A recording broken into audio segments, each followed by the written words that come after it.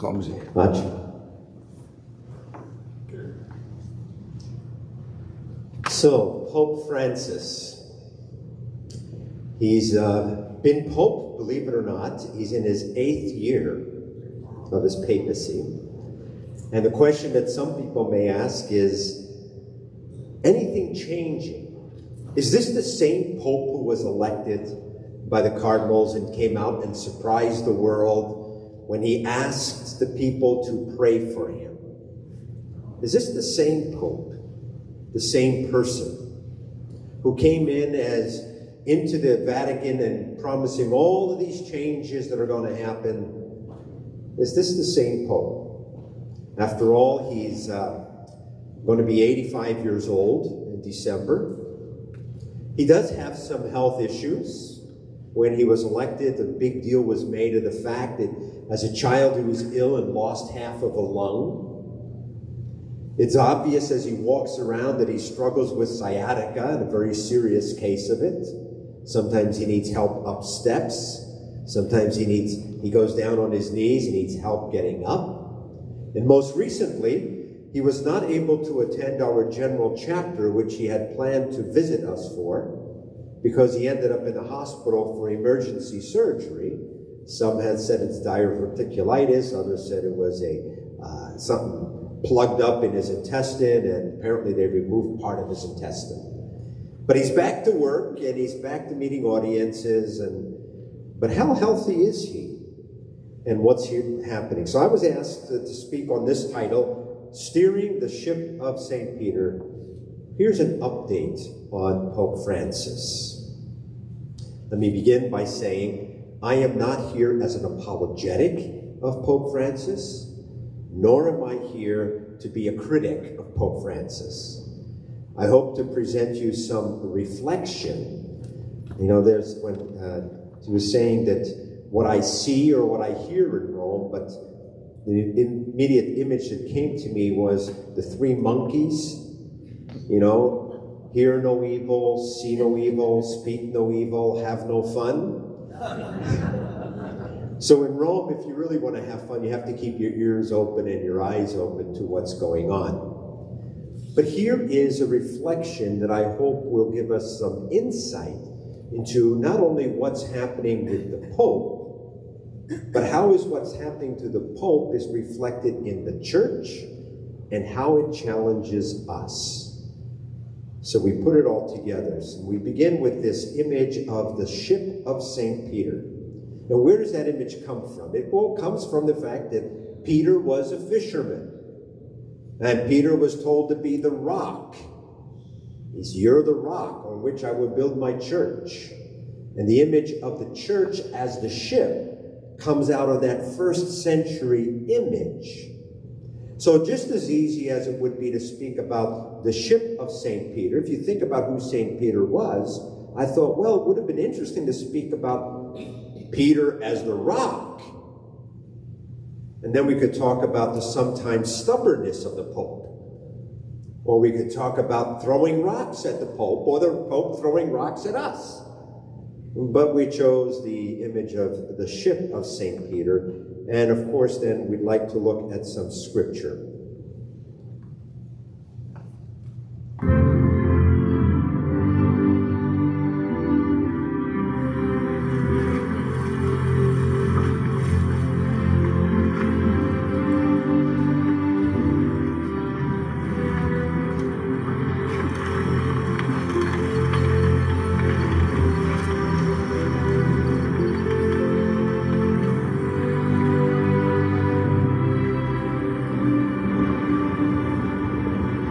This was the beginning of his papacy.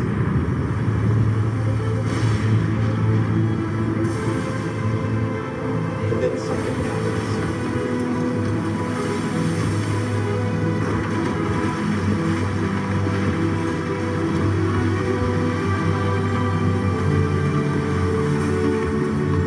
Master, curse the not, they will perish.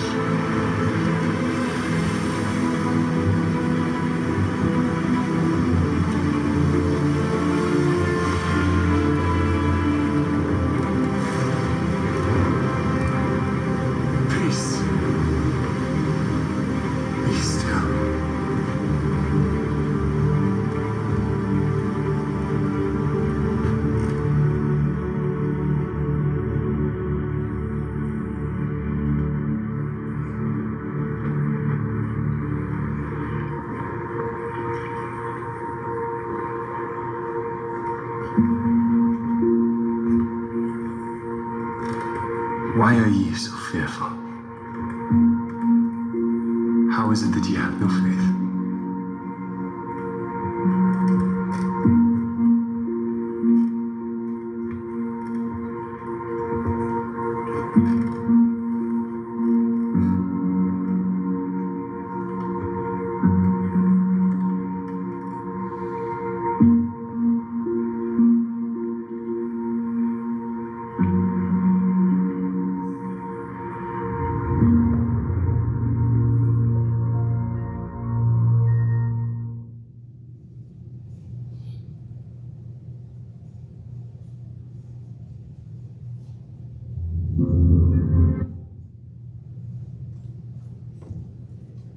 So if the church is the ship, Peter or his successor is at the helm, it will get stormy, and it has, but at the center of all this is Christ.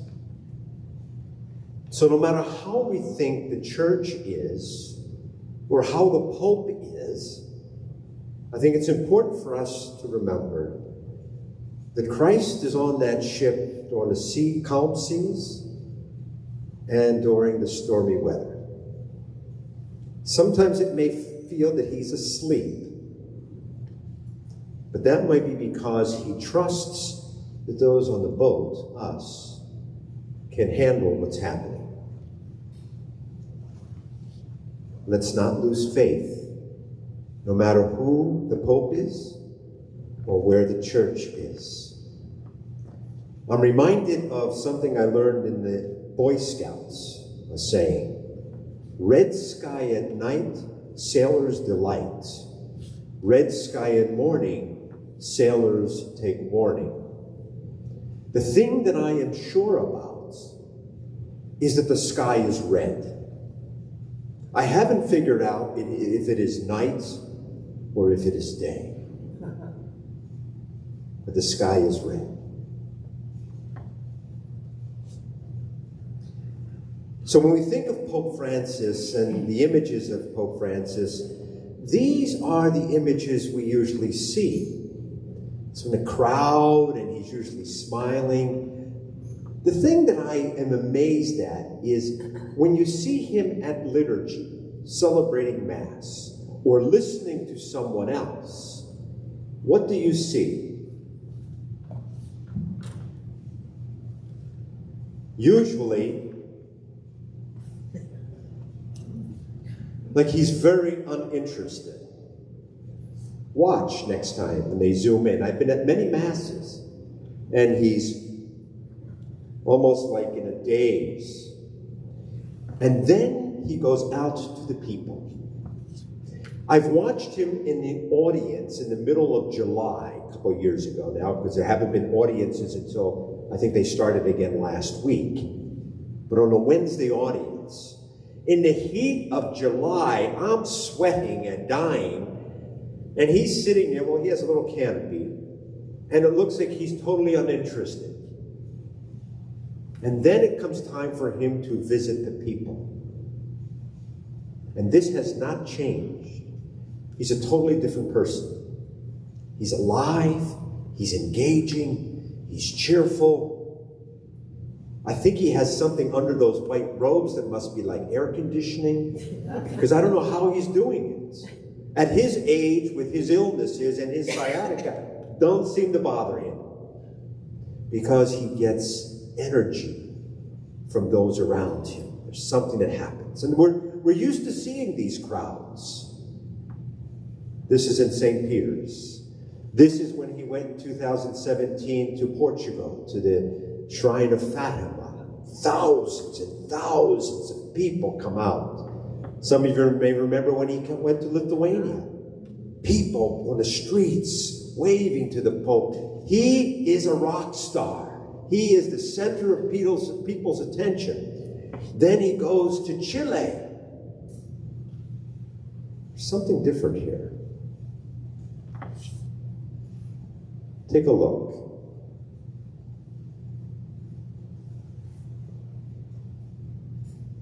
What's the difference? The crowd. Something happened when he went to Chile in January of 2018. I believe there was a major transformation in the person of the Pope and in his view of the papacy. And I believe it happened in Chile. The headlines were small crowds for the Pope. They were headlines not only in Chile, but in Rome. What is happening? The detractors of the papacy were saying, see, the people don't love the Pope anymore. Those who were in love with the Pope were asking the question, what happened in Chile? Did they forget to tell the people that the Pope was coming? What's going on? The question can be answered in many ways that I think we can all identify with.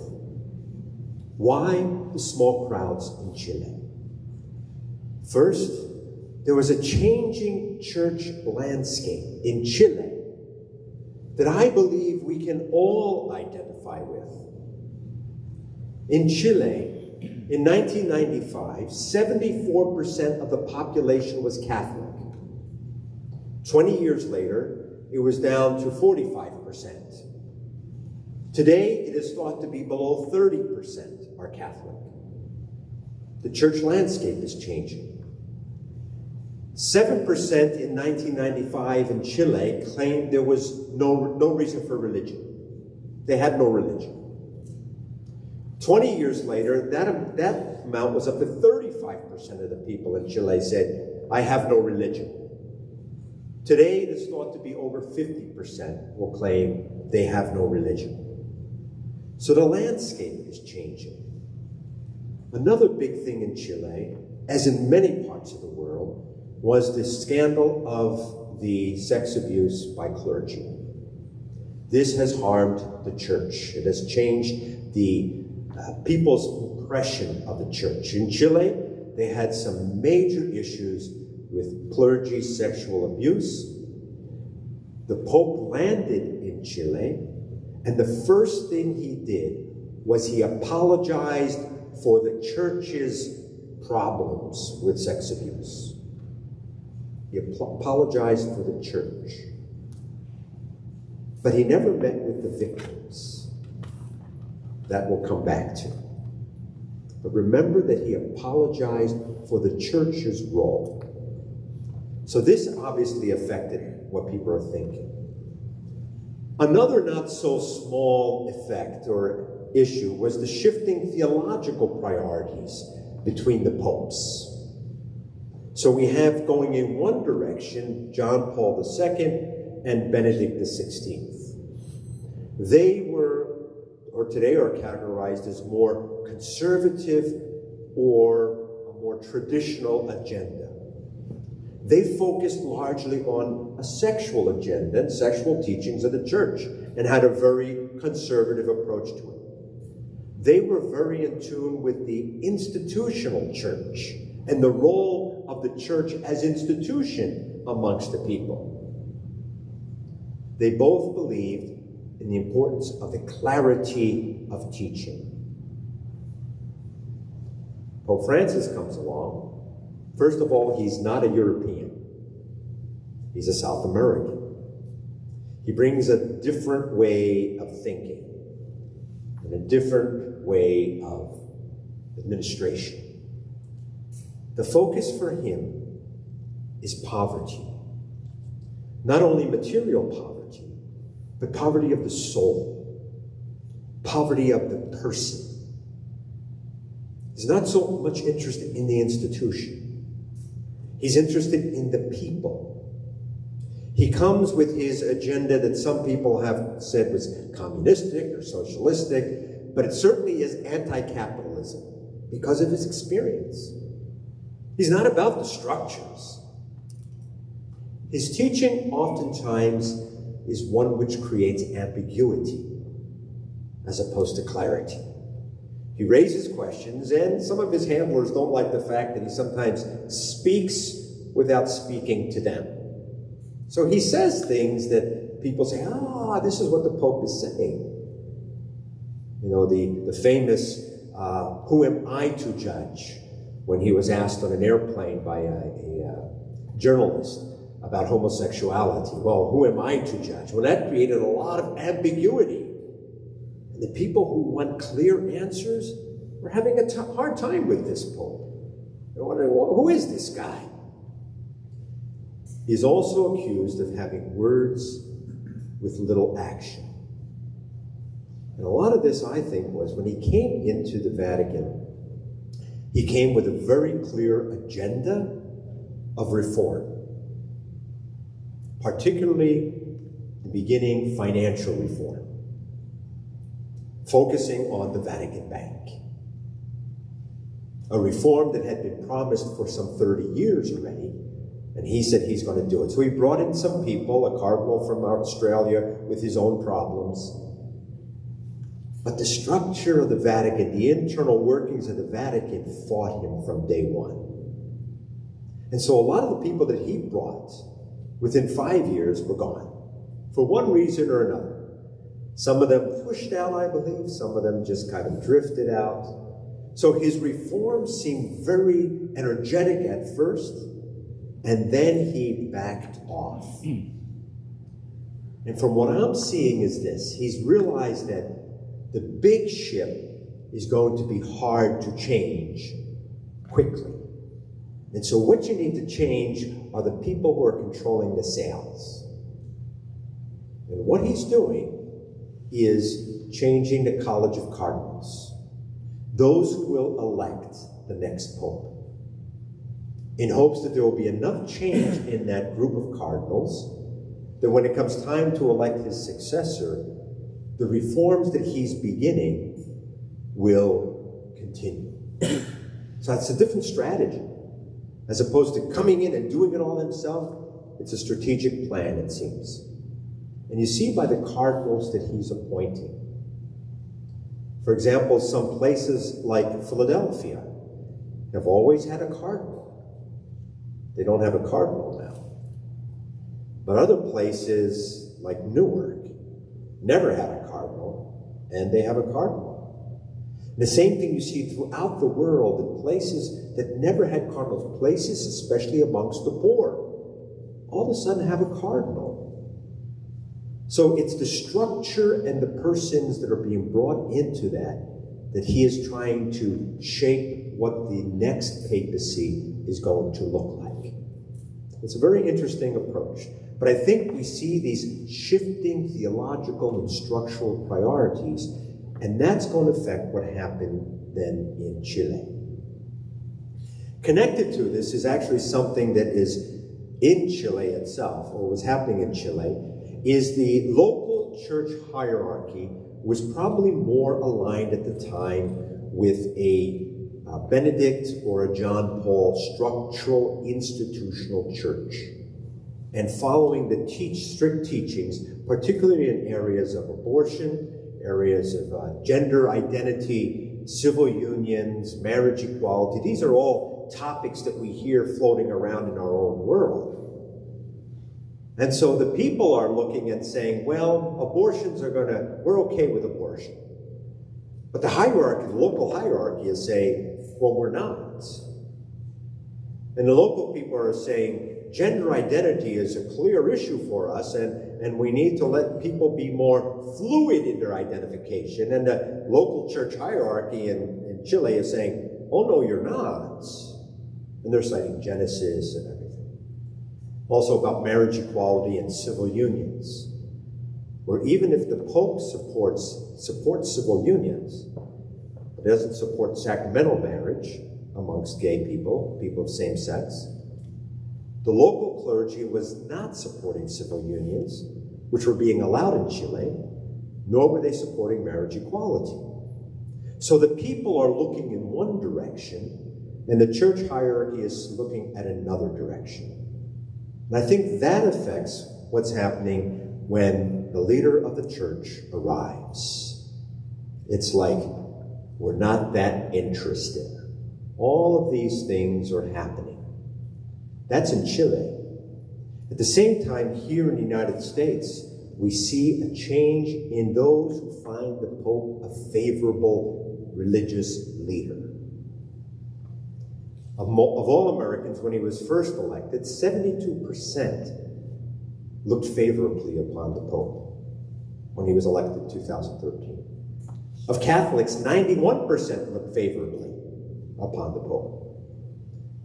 In 2019, of all Americans, only 48% looked upon him as a strong religious leader, someone that we should listen to. And amongst Catholics, the number is a little higher, 63%, but still a lot lower than the 91% who were behind him in the very beginning.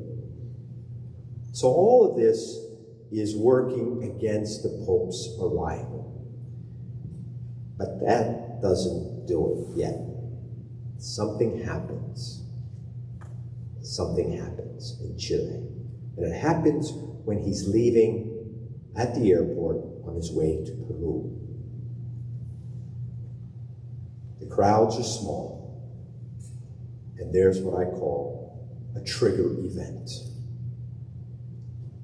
As the Pope is leaving Chile, a reporter asks him about a particular priest, one of the most popular priests in Chile, who had numerous accusations against him. And the Pope, a holy man, everyone expects him to be pious, was a little harsh in his response, and that's probably saying it politely. He looked around and he said, "I have no evidence. Until I see evidence that priest and this particular bishop that he was talking about are innocent." And he spoke it in a very stern way. And the people were turned off. It created something. Something was happening. The Pope defended this priest in a way, at least this was seen, but he was also in the process of defending a bishop who had an accusation against him, and he made him an archbishop in another city in Chile. So all of this is affecting what's happening with the Pope, and that affects the view of the papacy and the view of the church. But it leads the Pope on a journey that I think is a healthy example for all of us. A journey of reflection, action. Remember, he was seen as a person of words and no action. And clear response, clarity. When he comes back after Peru, he comes back to Rome. He immediately appoints a commission of a cardinal, a Monsignor from Spain, and 2 lay people.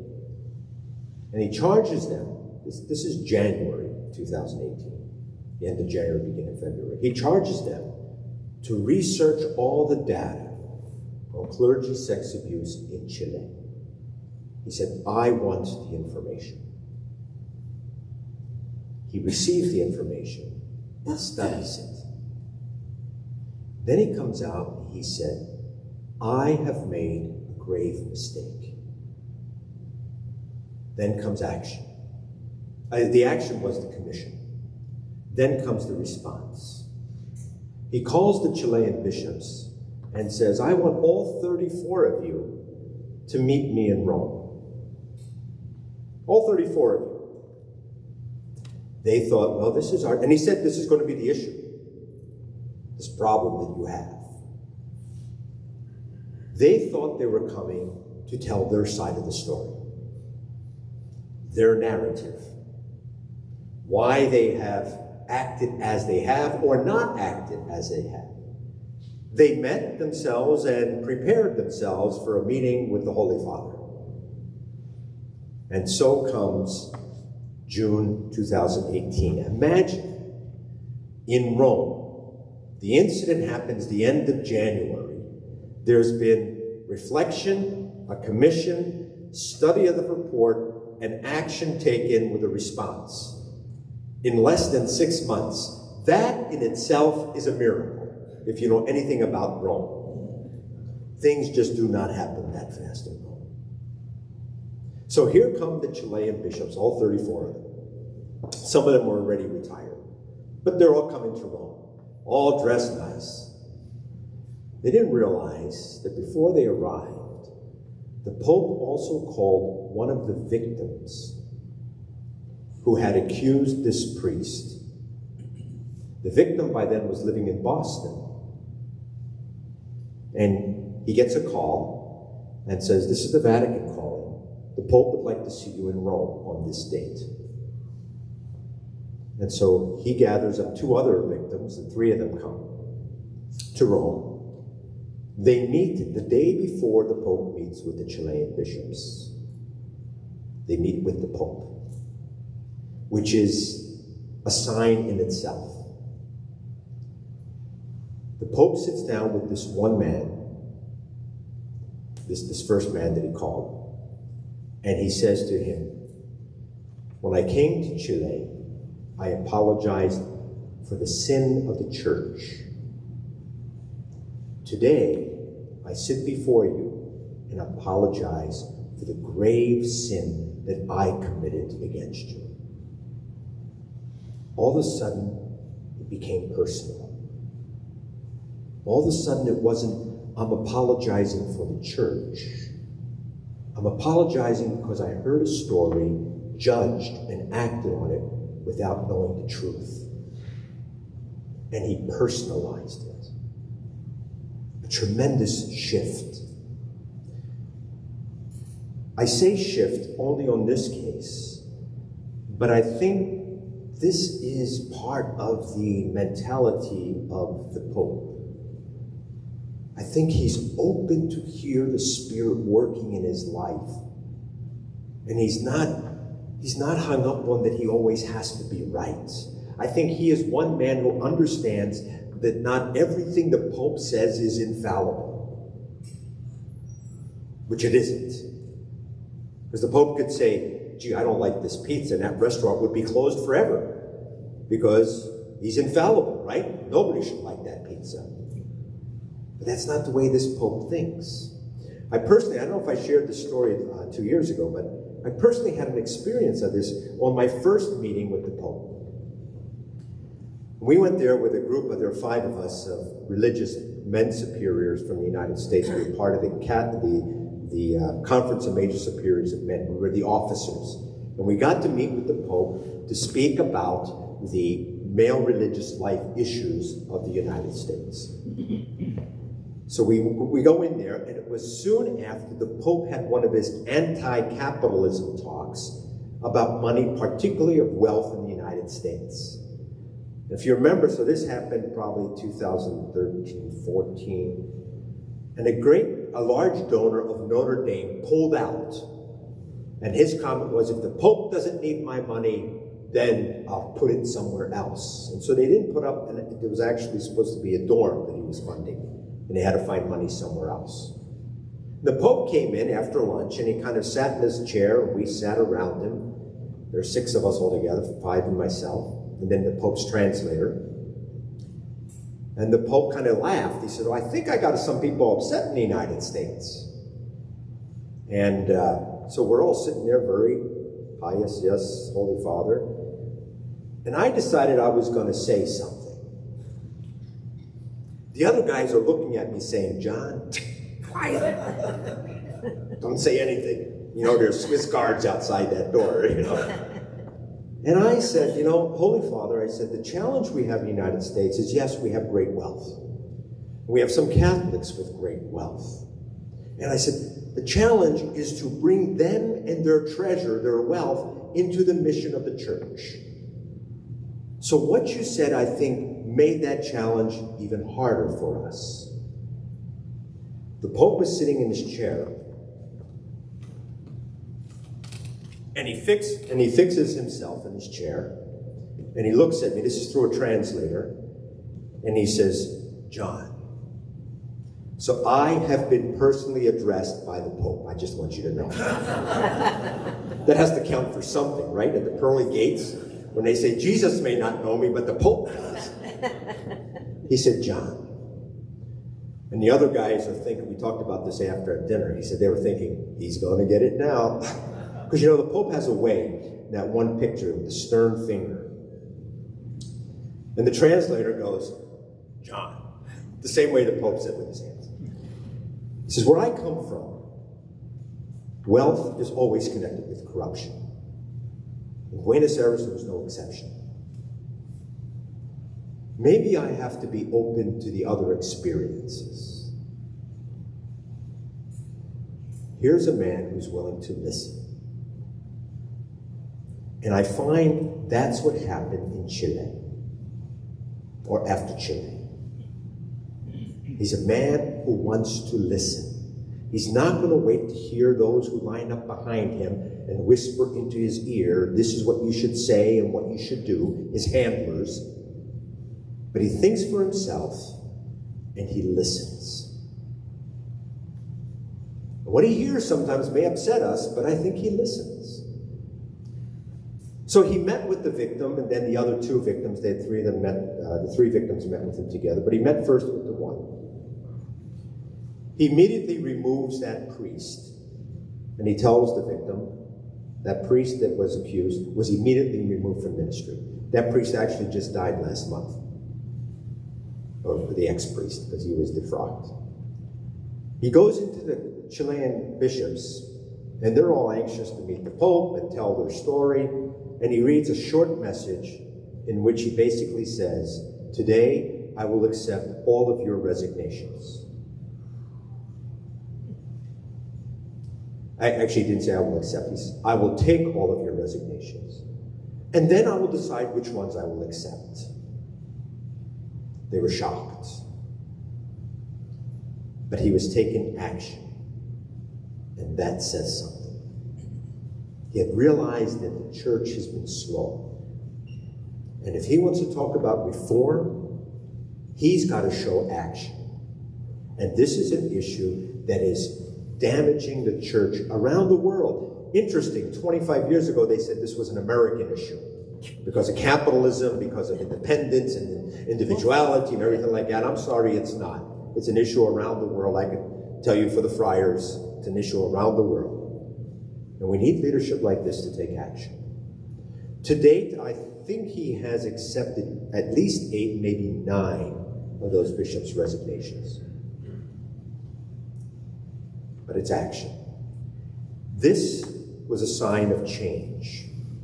And it becomes a model of conversion. If there's anything a leader like a pope has to do, is he has to model for us a way to live this thing that we call Christian living, Catholic life.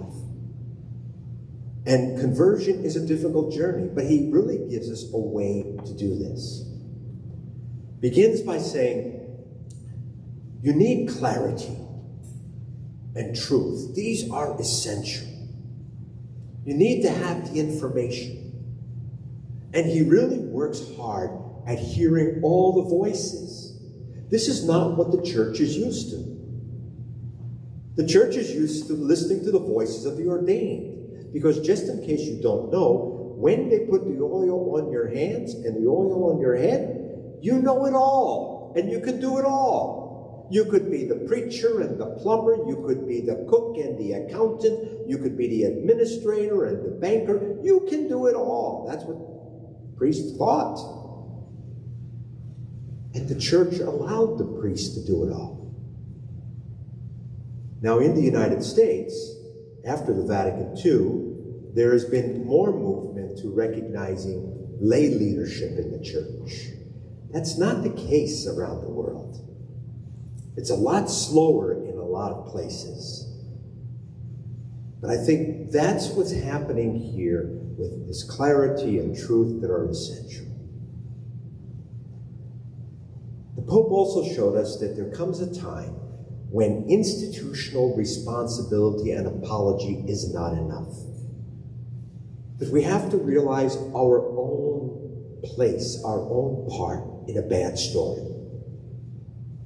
We have to recognize that responsibility is not only institutional, it's not just them or us, it's me.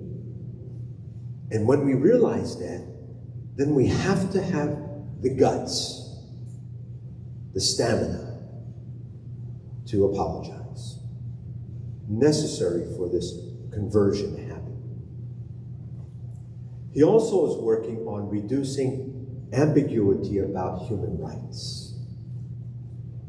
And this is where we're seeing a real shift with the Holy Father, that he's seeing human rights on a wider scale, that it's not just about abortion. It's about many topics in the church. And he's trying to look at all of the human rights issues as falling under the umbrella of pro-life, as gospel living. And sometimes that's hard to see, because honestly, sometimes I think he's stretching it, but I think he's putting out a big umbrella. And we're still trying to figure out how everything fits underneath. But he feels that this is the way you get rid of the ambiguity. I think that's the direction he's going. The other thing he has modeled, and this is something that is not seen by most of us, including myself, is that issues need silence.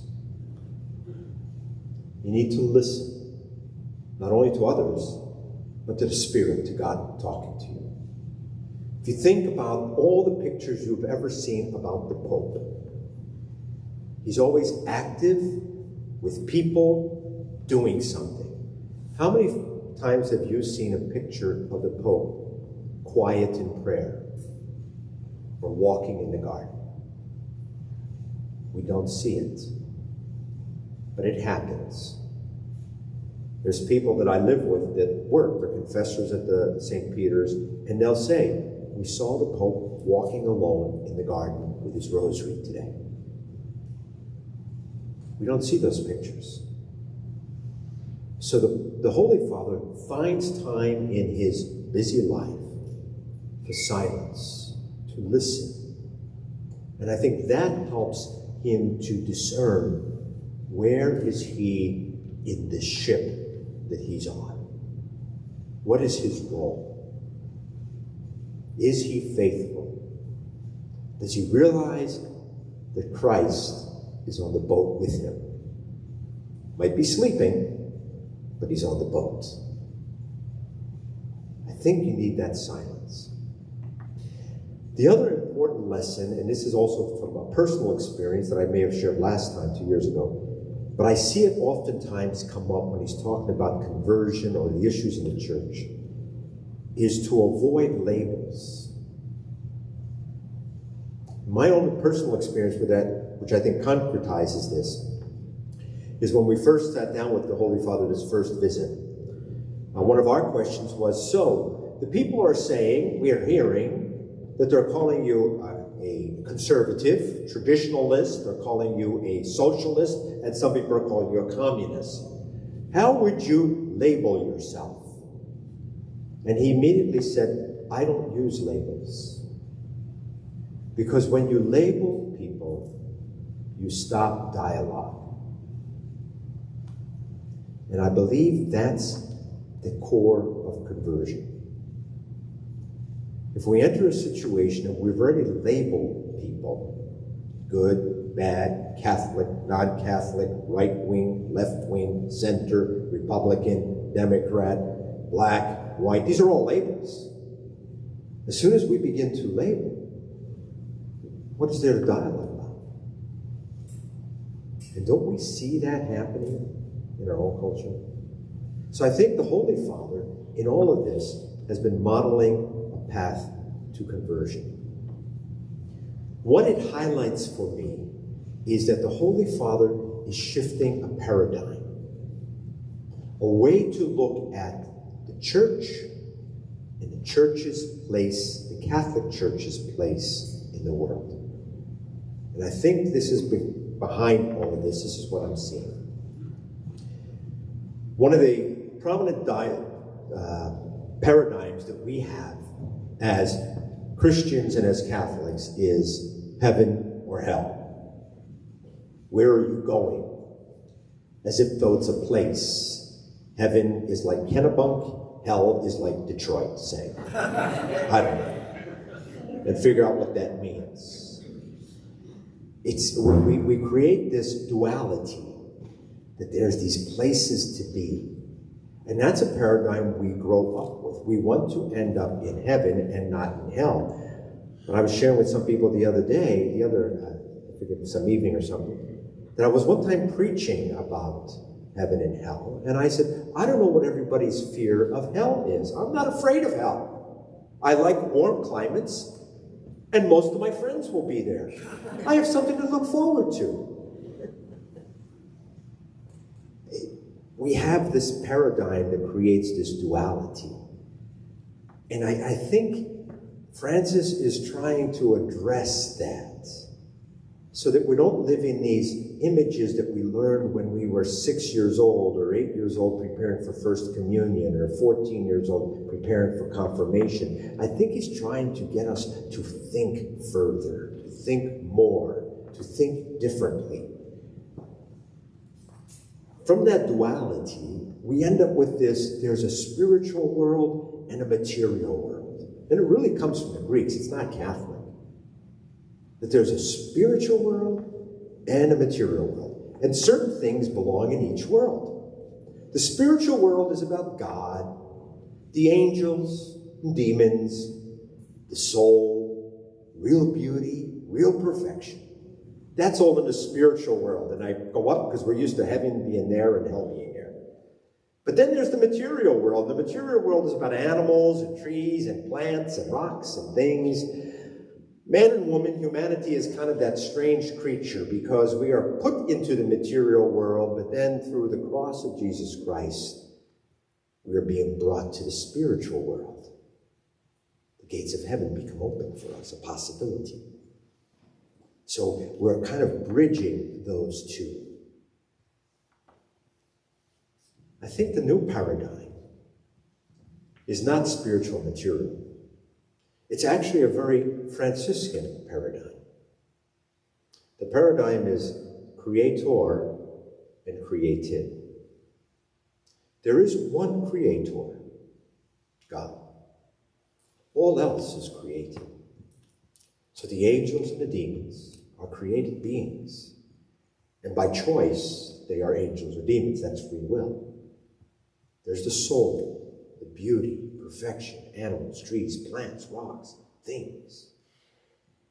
St. Francis used to walk, "Oh, praise be yours, my Lord, for Sister Earth, Brother Sun, Sister Moon, for the animals that people think I talk to, but I really don't. At least they don't answer me." All of this is part of the created world.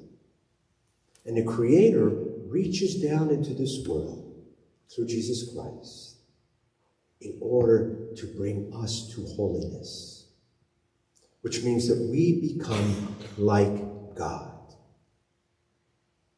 The problem we have is we don't want to be like God. We want to be God. That's the problem. We want to be the creator. We're not satisfied always with being the created. So you see, the paradigm begins to look differently. We have to remind ourselves. I used to teach my high school kids. Keep saying to yourself, God is God and I am not. Say that. God is God and I am not. Say that again. God is God and I am not. So when you're walking around these beautiful grounds, keep saying that to yourself. And then add this. God is the creator. I am the created. God is the creator. I am the created. God is the creator. I am the created. I think that's the paradigm that we're seeing being more accepted. Interesting to me, if you look at the writings of Protestants and evangelicals, you're going to see a real duality there between spiritual and material. But if you look at the fathers of the church, writing from a Catholic perspective, you're going to find this creator, created. It's rooted all from Genesis. This is the paradigm that we're being invited to look into, to embrace, to reflect on, to see. This is the image. The creator holding all of the created world in his hands. And the created world is responsible to care for all of its own. Work together, share together, live together. All of the created world. I don't know if you're hearing where I'm going with this, because this really is, I think, where Pope Francis is coming from. Where Pope Francis is talking about or thinking about shared resources and equity, the care of all, the fairness of all. We're hearing, he's talking about anti-capitalism. Yeah, the phrase comes out, he does mention capitalism and seems to be against it. But what's behind it? He talks about the dignity of all creation. Not just human beings, but all creation. So we hear about caring for the earth.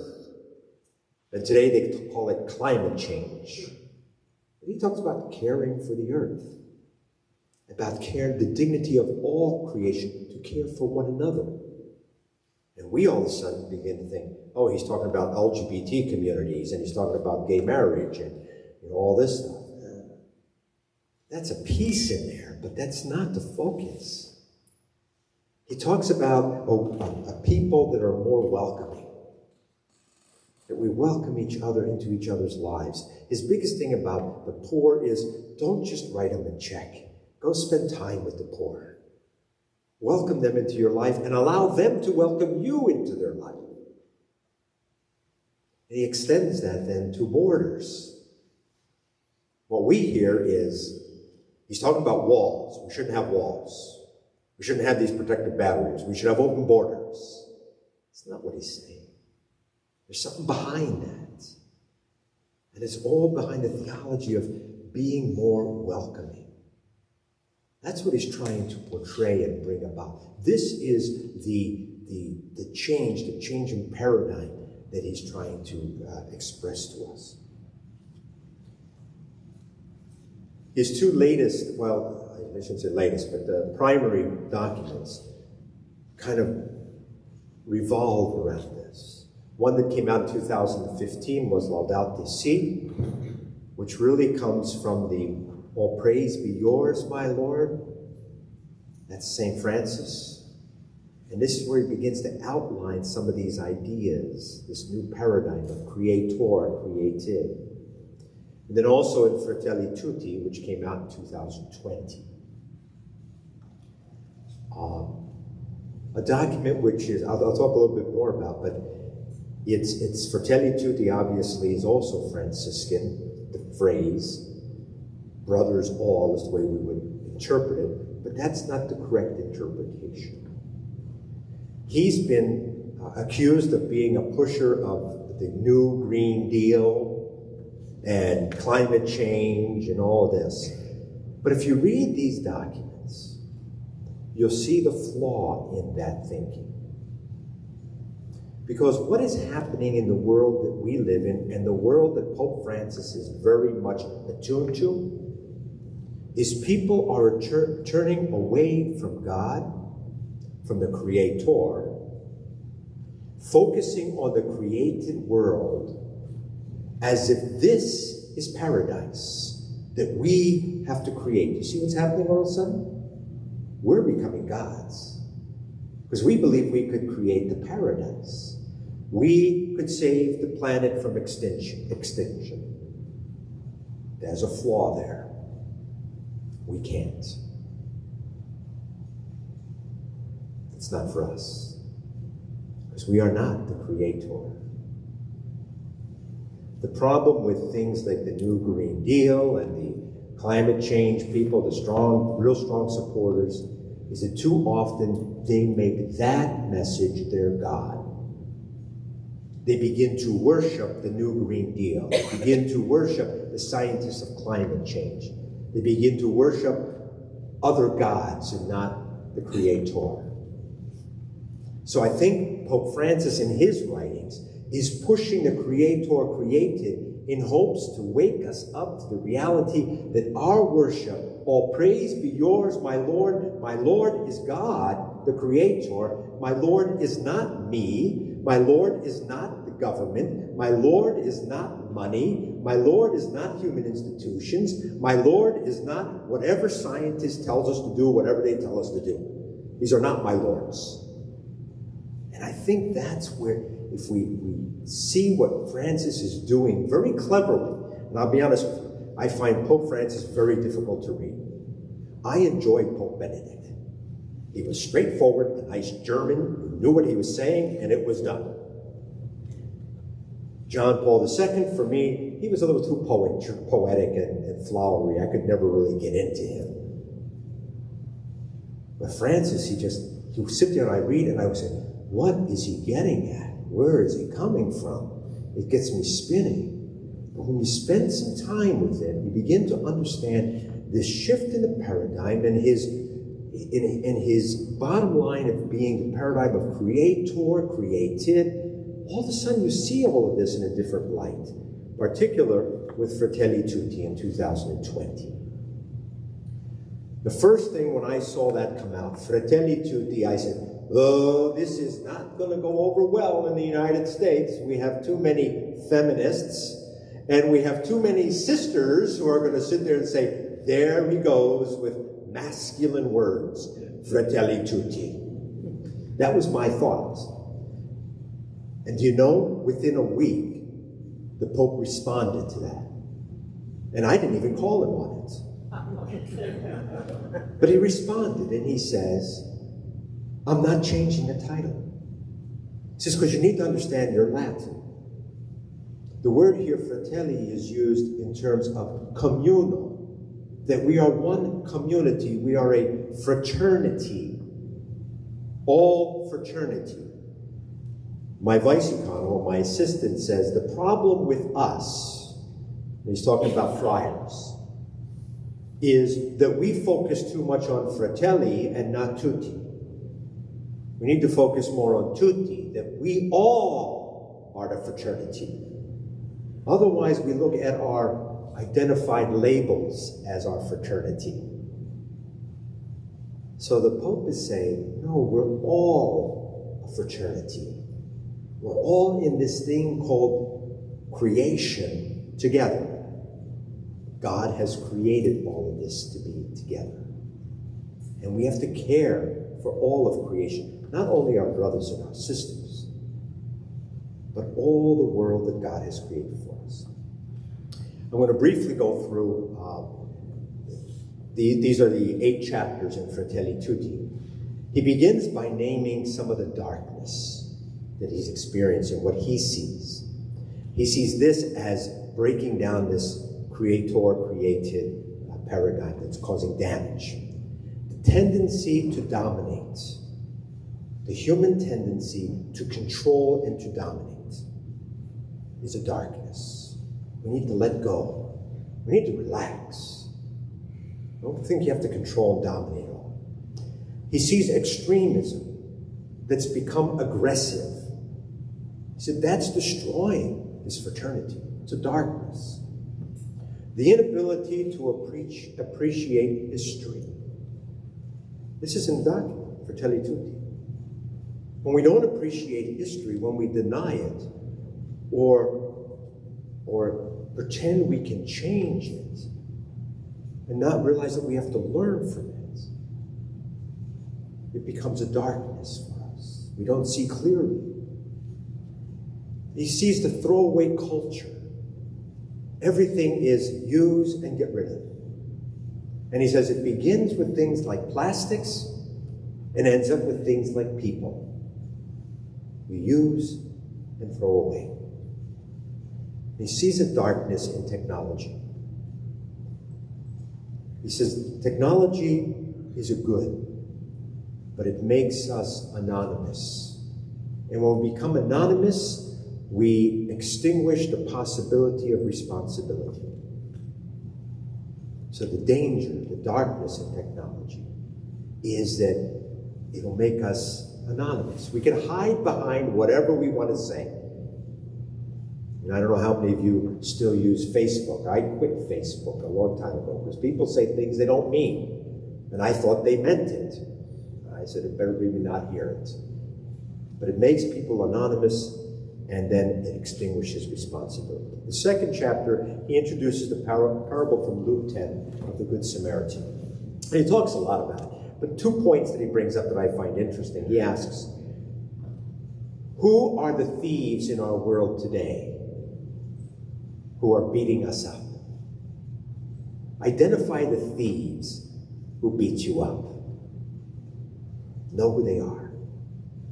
Then he says there are only 2 types of people in the world. Those who will stop and take care of the one beaten, and those who will pass by, which are you, the Good Samaritan. The third chapter it's called Envisioning an Open World. And one of the concepts he brings up there is common good, which is really an old Franciscan concept. And a lot of people think this is a socialist concept, and it really isn't. Because the common good says what is good for the individual and good for the whole, whether the whole be a country, an institution, or whatever, that is the common good. That you have to support both of them. And then, in order to do that, you have to move beyond generosity to duty. That within this common good, you're not just looking to be generous because that makes you feel good. I put $10 in the church basket on Sunday, it makes me feel like a hero. I feel good. That's generosity. We should be generous. But he said, with a common good, you move to, I do this because it is my duty. That's the word he uses, duty. I contribute to the needs of others because it is my duty to help care for others. I share what I have as extra because it is my duty, not because it makes me feel good, because my duty when I see the need in others. This is an understanding of the common good. The fourth chapter causes a lot of consternation amongst people because it talks about a people who are welcoming. And of course, people immediately talk about immigration, open borders and walls. I like to sit in Rome, and at the table there's 35 or 34 of us living in the house now. And when Donald Trump was president and talking about all these walls and stuff like this, and everybody would say to me, well, look at, you got a president who's talking about building walls and stuff like this. And I said, gee, boys, have you noticed where we live? We live in a monastery on the top of a hill with a big wall around us, with barbed wire on the top. I said, well, why do we need this wall? And they said, for safety, for security, because it's dangerous where we live in Rome. And we still get broken into, I think, 5 or 6 times since I've been there. I said, oh, I think I've heard that argument before. It's not about walls, and it's not about protection. It's about protecting ourselves. It's about protecting the vulnerable, about protecting the powerless. It's about promoting the dignity in others. It's about integrating our lives with other lives. This is the welcome that he's talking about. He talks about 2 sides of the conversation. One is to understand why people flee their lands. And the other side is, how can we be more hospitable? So that's the same coin. We have to look at both sides. And so the Pope, I think, is challenging us in these ways to look at the way we see ourselves as hospitable. I always like to tell people that hospitality is about me allowing others to step into my life, which will at times make me feel uncomfortable. And sometimes I don't want anybody in my life. That's why I'm a celibate. My sister told me a long time ago, lucky you're a priest, nobody would ever marry you. Yes. So this welcome, this sense of hospitality, I think this is what the Pope is getting at with this 4th chapter. The 5th chapter, he talks about a better kind of politics. And he doesn't mean right-wing, left-wing, Democrat, Republican, independent, this or that. You want to talk about politics and parties, come to Italy. They can't figure out all the parties they have, and they're always fighting over something. And one gets in and they mess things up worse than the previous one. God, that almost sounds like the United States. That's not the politics he's talking about. Politics in terms of how people live with one another. That's the politic. So he says we need a better kind of politics. We need a shared narrative where everyone not only has a voice, but everyone can feel heard. And this is one of the things he draws out about the United States. He says, I know that in the United States, they are grounded on the principle that everyone has a voice. I'm not convinced that everyone is heard. It's an interesting distinction. A shared narrative, that everyone has a voice and everyone feels heard. He says, and this better politic has to be at the soul of who we are, the center of who we are. It has to come natural. And that takes commitment and work. The 6th chapter is about dialogue and friendship, and he brings in a little bit of the story of Francis and the Sultan, probably because at the time that he was writing this, the friars were celebrating the 800th anniversary of the story of St. Francis and the Sultan. And the Sultan was a Muslim ruler who was fighting with the against the Catholics in the Crusades, basically, is what was going on. And Francis goes to visit the Sultan. And everybody said, you're a crazy man. He's going to kill you. He doesn't like Christians, and he isn't going to like you, the poor man from Assisi. Francis says, I must go. And so he goes there and enters the tent, eventually, of the Sultan. Nobody knows what went on inside that tent. People have written books about what they think went on, but nobody knows for sure. Francis has never said anything about what went on inside. The only thing we know is that when Francis came out of that tent, 2 things happened. One, he talked about listening with respect. And 2, he wrote the praises of God. There's a list of praises, all praise be God this, praise be God that, praise be God this. Interesting, it matches the 100 names of God that the Muslims have. So what did he hear in that tent? So the dialogue that we're talking about is basically a dialogue of listening that develops a certain level of friendship, a certain understanding, a certain respect. And he claims this is what we need. And interesting, what I like, he says in there, he says, we must make of each other subjects. As an American, I don't want to be subject to anyone. As a male, I don't want to be subject to anyone. And those who know me, that's not my personality. I'm not going to be subject to anyone. Until I read what Francis talked about in terms of being a subject. He said, you have a choice. You could either treat each other as objects or be subject to one another. And that subjectiveness is about listening to the other, feeling with the other. It's about an empathy. It's about a oneness, finding places of commonality, recognizing differences and respecting it. That's the subjectiveness he's talking about. The 7th chapter he talks about it's time for a renewed encounter. And that renewed encounter is one of reconciliation. We have to come to the point of realizing each of us have been part of the breaking or the breakdown in our fraternity. And we have to come together to recognize our parts and to seek to go beyond it, to live beyond it. This comes from his experience in Chile. It has to. When he met with that one victim, and he sat there and he himself said, I have committed a grave mistake. I have sinned. And I am sorry. That's reconciliation. That's when it happens. He said, this is what we need, this renewed encounter. And the final chapter is that religion should exist to serve fraternity. This is where he makes the connection with his title of Fratelli Tutti again.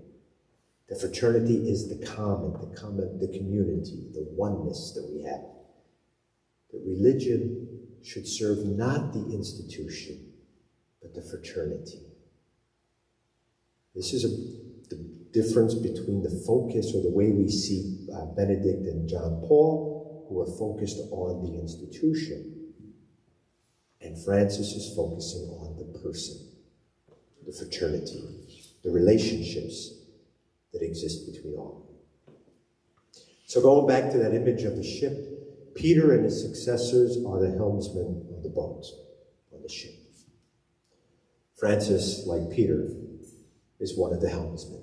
He's part of steering the ship. Christ comes when the seas get rough, and he calms the seas.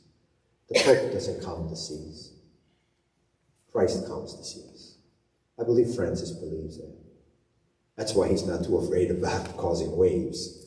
Because he knows, I'll cause the waves. Christ will just show up and calm the seas. Everything will be fine. But then Christ returns to his place, resting in silence, confident that the disciples, the church, and we are left to carry on. Christ, God, believes in the Pope and believes in us. Not that we will be perfect, but that we will cause waves, that there will be rough seas. There will be darkness like we've created darkness. But we can also go beyond that. He'll calm the seas, and we must carry on. And for Pope Francis, that carrying on is in terms of Fratelli Tutti. I think that is the Pope Francis that we have today. A little evolved from the Pope Francis of 8 years ago, but moving, for me, in a very clear direction that some people find exciting and others are a little nervous about. But Christ will calm the seas, not to worry. Thank you.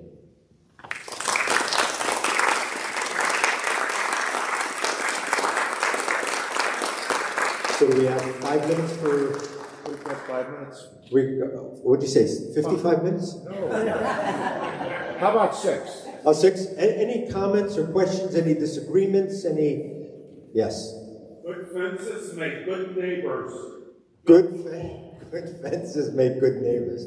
You know, and the story goes that when President Trump met with the Holy Father challenged him on his building of the wall. And apparently President Trump said to him, well, gee, I had to come through your wall to come and see you, which is true.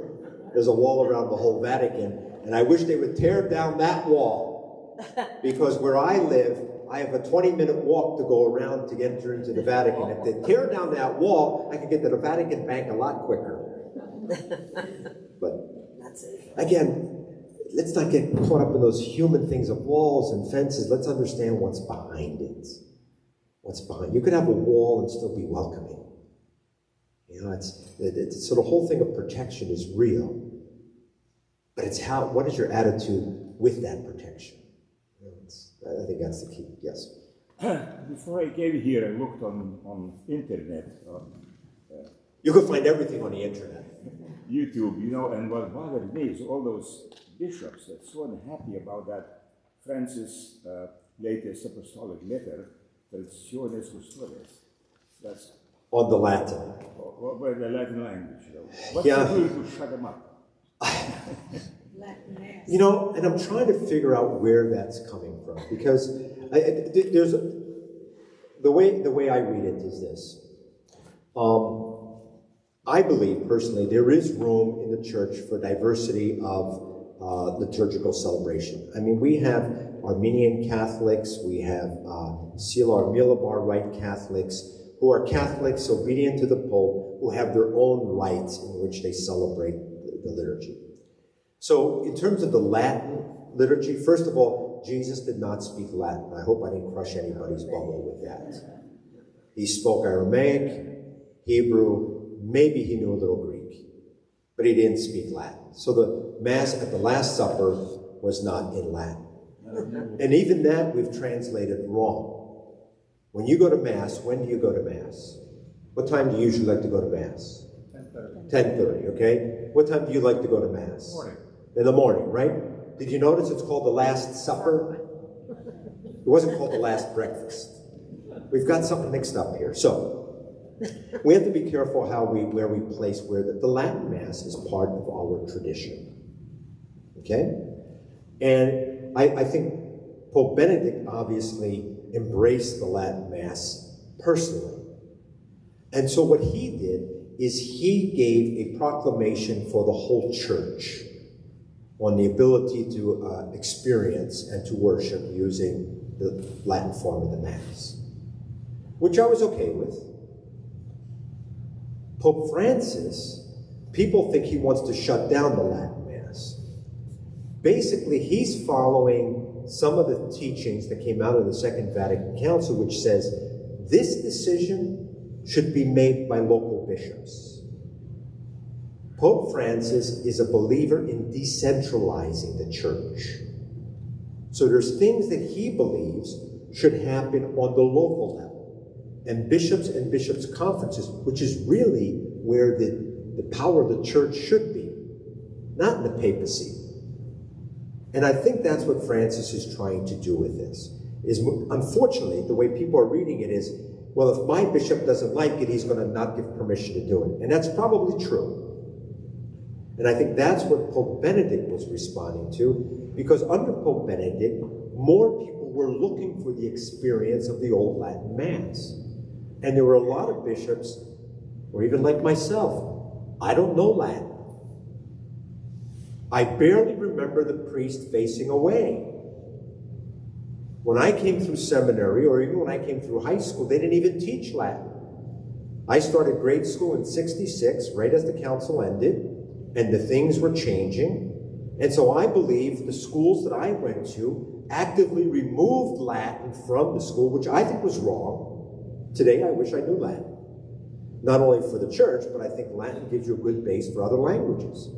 It gives you a good base of understanding of our language. But for some reason, the education system that I came through in Philadelphia had no Latin. I have a classmate of mine who's my age, went to school in Dubuque, Iowa, and is fluent in Latin because he had it in grade school and in high school. Dubuque, Iowa. Didn't happen in Philadelphia. So the whole thing of the Latin is, there are people that were coming back to the Latin Mass under Benedict. And I think he wanted to make sure the opportunity was available to everyone, so he made the proclamation for the whole church. Now, Pope Francis, who actually knows Latin fairly well, somebody told me his Latin is better than his Italian, but he knows Latin fairly well.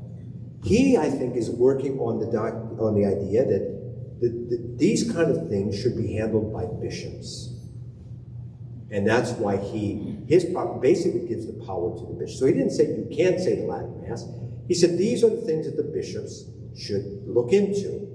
But also in that document, there's a sentence in there that says, and this should be governed by the bishops' conferences. So in the United States Catholic Conference should oversee this. And that, I think, is his protection against bishops who are trying to refuse the opportunity within their diocese. So he wants it to be governed more at a local level. I think it's more of a governance issue than a theological issue. That's my read on it. I was disappointed because I think there's more important things that the Pope should be proclamating on than on the Latin, because I didn't see that as a real issue. But some people did. When Francis was elected in 2013, the media narrative in the United States seemed to be that the Cardinals had elected him to blow up the Curia. That the Curia was corrupt, they couldn't trust an Italian, that Benedict had resigned because he couldn't handle the Curia. And so I wonder, it's 8 years on, and they finally have put a cardinal on trial. Some of the reports are that there's not a great deal of confidence in the prosecutors, Vatican prosecutors have enough juice to be able to even gain a conviction. So the Curia are the bureaucracy. The bureaucracy is called the Curia, yeah. The question is? The office. So my question is, the Cardinals, when they vote, I wonder if you agree that that was the reason they voted for him, or were they voting for this vision of creator that he laid out? Is that something that they had any idea, any inkling of to come? What were they voting for? I think there are some cardinals who were looking for, remember when Pope Benedict resigned, he announced his resignation, and it was, I think, a month or 6 weeks later that he actually resigned. So the cardinals had an unprecedented opportunity to talk outside of the consistory, outside of the election meeting, in preparing for that. So during that, and they all met in Rome, a lot of them came to Rome and met, and they had workshops and discussion groups, and they tried to raise what were the main issues of the church. And the main issues, some of the main issues that came out of those conversations was, yes, the corruption within the Curia, the structure of the Vatican, the administration of the Vatican, the financial corruption. There was a small voice of talking about the clergy sex abuse, but even back in 2013, it wasn't seen as this is a problem for the church. It was seen as a first world or North American problem. So I think all of that was there, but I think if you talk to people like Cardinal Hummes, who said, who's the one who sat next to Pope Francis when he was elected, and actually Cardinal Hummes stays at our place. He's a Franciscan, actually retired cardinal out of Brazil. And he leaned over to him and said, never forget the poor. If you remember that line, Cardinal leaned to him was Cardinal Hummes, and he's the one who leaned over to him and said, never forget the poor. So I think the cardinals, there were some who were looking for reform, some were looking for a new face. He was elected by the majority necessary, but not by everyone. If you pick up some of the drift of the things that aren't supposed to come out of the consistory, but everyone talks, you know, it's eventually. So I think there was some of that in there. Bottom line is this. Do you believe that the Holy Spirit is behind this? I do. So I think those cardinals could go into that meeting with all of their planning in mind and everything else. I have my own plans, but I keep asking for, like, I don't know what my future is until September 10th. And I keep asking God, could you kind of give me a clue? Because I believe the Holy Spirit works through all of this. Now how? I can't explain that because I'm part of the created world, I'm not the creator. So I think all of that played, but ultimately faith tells me that the Holy Spirit worked through that consistory to put the person in place that will lead the church through this time. Did the cardinals have their own agendas? The ones that I know are all human beings, and they all have their own agendas. That's the reality. So I don't know if I answered your question. So, as a distant observer, it seems to me that the bishops worldwide, certainly in the U.S. conference, there's a great divisiveness, almost paralleling political divisiveness, it seems to me. And I was wondering your sense of the church hierarchy. Are they starting to buy into Pope Francis's paradigm here or not? I think the divisiveness is real, and I think the divisiveness also exists in Rome. I think there are those who are buying into it. They see this as the direction to go, and there are those who don't. As an example, I was in a taxi cab one time, and another guy from England or Ireland was with me, and we were talking English. And the driver turns around and says, "Oh, you're English," and we were in our habits, you're friars.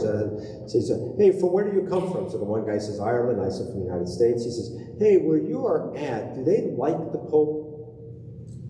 And I said, "Well, you know, some do and some don't that I know." I said, "But overall," this was a few years ago, I said, "Overall, I think there's a positive move to the Pope." He says, "I know that in the Vatican, they don't." And we said, "Well, how do you know that?" He said, "My uncle is a cardinal, and he doesn't like the Pope."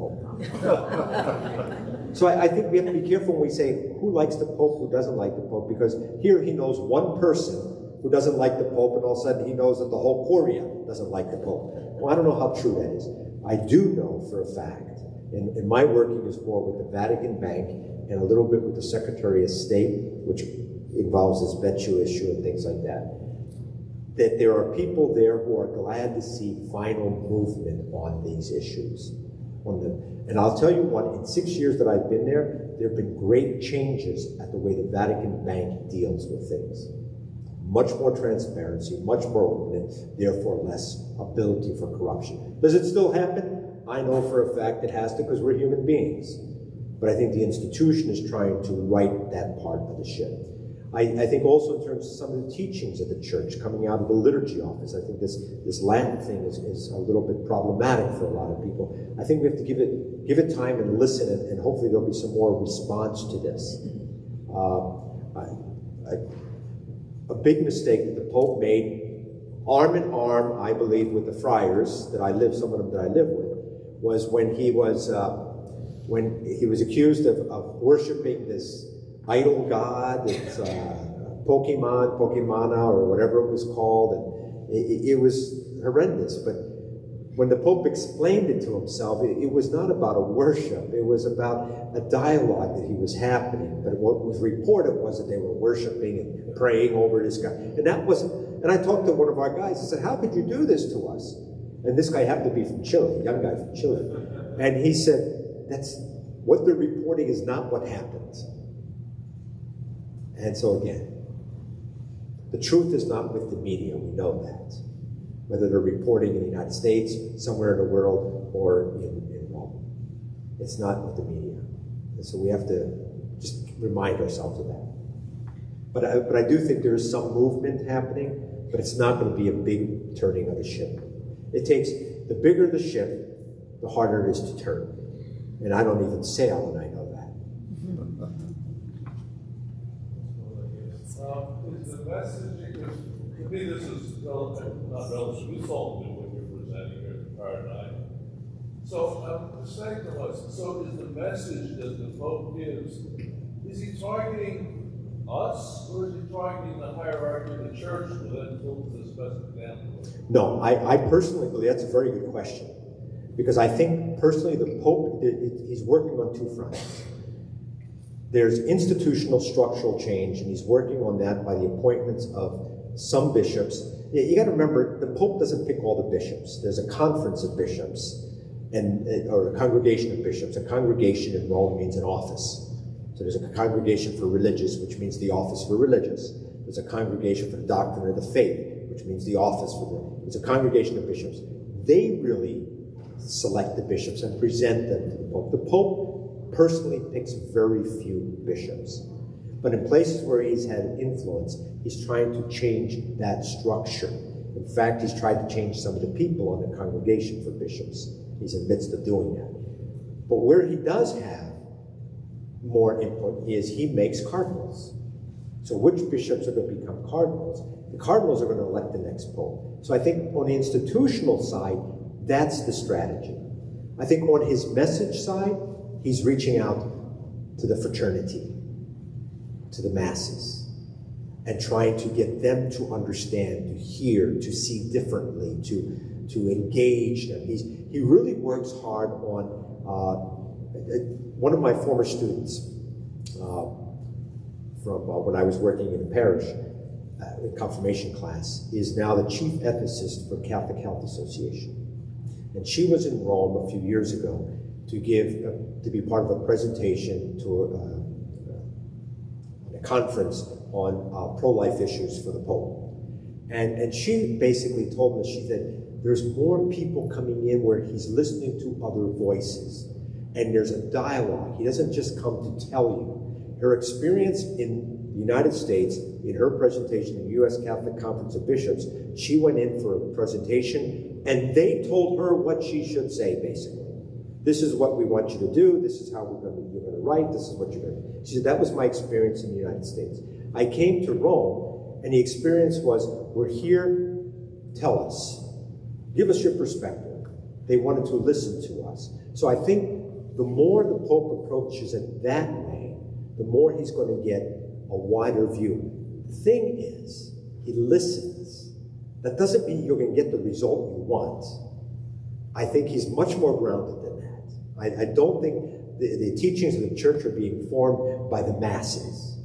I think he's listening to the masses, and then based on his theology, which I believe is the paradigm the Creator created, I think based on his approach, his theology, his education, his understanding, and his prayer, I think he's coming out with this. A real brief follow-up. Are you saying that the messaging that the Pope gives, he's expecting that message to come directly to the people without a messaging filter? Because It's made available through the websites and writings and stuff like that. The thing is, who's advertising it? Or do you know where to look? Actually, there's a mistake I made. I was going to buy 10, because these aren't that expensive. In Rome, I could get them real cheap. In English, too. I could bring them in Italian, they're cheaper. I don't know why they charge for the English more. I don't get it. But the English are always like $4 and the Italian is $1.50. When I want to buy these documents, like Fratelli Tutti, Laudate Si. I was going to buy 10 copies of each, and it just slipped my mind before I left. So they'd be available for you to take and read. But they are available. You can read them online, too. Go to the Vatican website, and you'll find the documents of the Pope. One more question, then we'll say it. But hasn't that always been the paradigm? The New Testament, the Old Testament, how they created? We're all. Actually, yes. But it's just. And then. Like, the word. It's been varied. No, but it's always been in the commandments. I am the God. And we put idolatry, material, Exactly. sports figures, money, power. That's what we worship. That's what we see. I'm a physician. We see this. Nobody talks about God. If I tell Jesus Christ in a cocktail party or an intensive care unit, they run away. They run away. Actually, you should be like me. When people on an airplane find out I'm a priest, they want to tell me about Jesus Christ. Like I've never found one. But I mean, the paradigm has always been the same. There's no wonder. They don't look at, we see the macroscopic and the microscopic. We look at the viruses and we see 500 billion galaxies. Yeah. Nobody talks about it. All they talk about is Facebook and how they got insulted on Facebook. You are. God doesn't exist in our everyday life. You are taught, and what we do is we want to be God, and we want to be God. Yes. It's not that God doesn't exist. We want a God, but we want to be God. And when I look at my own life, everything that we've never created anything. I've known that 30 years. All we do is reorganize stuff. My wife reorganized the furniture. She organized the food. We have not created. And look how new it looks. It looks brand new. We actually created But nothing. let me just end on this. You are correct. This is a shifting. This is. This is. And that's why I present this. Shut up. It's enough. See, this is what I put. That's where you're. This is not a new paradigm. It's a shifting paradigm. But it's always been the paradigm. It's the Old Testament and the New Testament. If you look at the book of Genesis, this is the exact paradigm that's there. It's the creator and the created. And the thing that we miss is that with everything God creates, go back to the book of the Genesis, what does he say? At the end of day 1, does he say, gee, I'm tired? At the end of day 2, does he say, gee, boy, that was a mistake, let's try this again? At the end of day 3, does he say, oh, we're getting a little bit better, let's try another day? At the end of day 4, what does he say? Oh, I'm tired now. He doesn't say he's tired until the 7th day, and he says, now we're going to rest. What does he say at the end of each of those days? It was good. It was good. That's what we forget. That's what God creates is good. If we go back to God as our creator, we as the created, we will see the good even more clearer. Amen. That's fulfilling.